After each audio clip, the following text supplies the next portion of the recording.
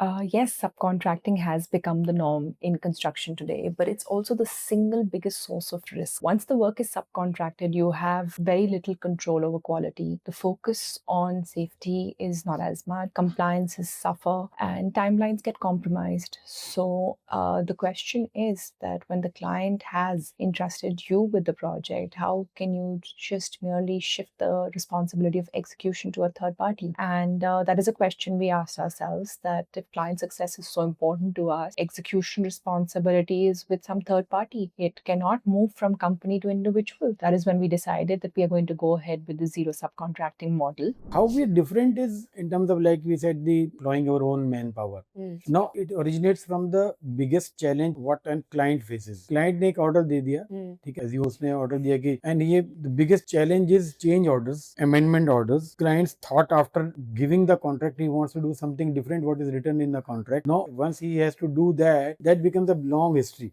If it is a subcontract, what will happen? It will be taken as a new installation. So first he will say, give me updated order. For that, you have to follow a procedure for doing that. And because of that, your painting is disturbed, your whole interior furnishing is disturbed. You will not be able to do till that whole procedure is done. If I've got my own labor, I'll just tell me I just shift it by 2 inches. Don't worry, I'll manage it. So what I solved a client's problem.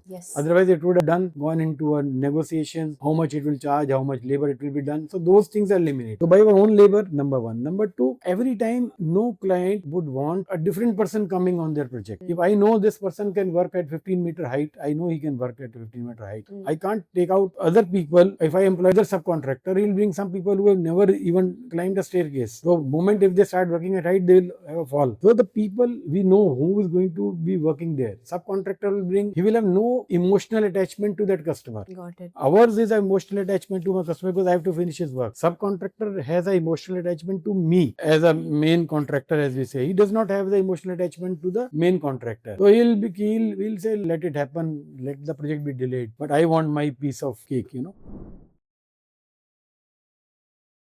Also resulted in the people who work for us showing up with a sense of pride and ownership, which is unseen at most construction sites. So all of our people at site, they're a part of one team, from the project manager to the site engineer, from the HSE team to the QC team, to the fitter, the welder, the electrician, the AC technician, the helper. They're all a part of Comfort.